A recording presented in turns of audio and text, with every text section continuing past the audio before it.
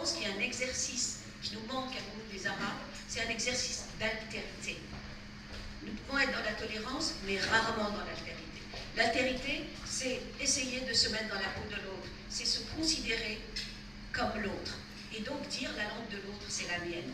Et je pense que cet exercice-là d'altérité, moi j'ai essayé de le faire dans cette langue, et je dis non, elle m'appartient à cette langue, dans la mesure où je parle de l'intime, de mon intime, dans la mesure où je parle des miens, dans la mesure où je parle de ma mère, c'est une langue qui est devenue ma langue. Donc, tout ce qui est terminologie de guerre, tribu, colonisation et tout ça, ça ne m'intéresse pas. Ma mère, elle t'a pas obligé à te voiler, ben non. Ça, c'est une problématique moderne. Mais à mon époque, à moi, dans ma génération, la logique était au dévoilement. Et ma mère ne m'aurait jamais demandé, parce que pour nous, c'était ça aussi, rentrer dans la modernité.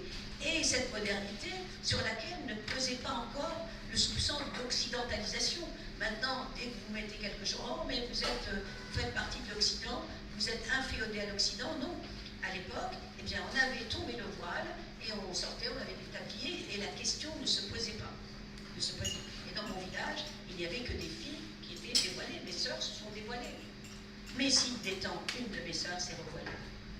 Et donc l'époque moderne n'a rien à voir. Vous avez un envoilement en ce moment en Tunisie qui se répand d'une façon générale dans le monde arabe, mais en Tunisie, c'est à peu près la moitié des femmes. Et dans le sud, c'est 80% des femmes. Donc la problématique n'est plus la même. Et donc moi, qui ai vécu d'autres choses, je vois ça. Comment voulez-vous que je vois là-dedans une avancée? Pour moi, je vois un recul. Et quoi qu'on le dise, que les femmes me disent, oui, mais les femmes le veulent, mais elles sont libres, mais je dis, un signe de non-liberté n'est pas de la liberté.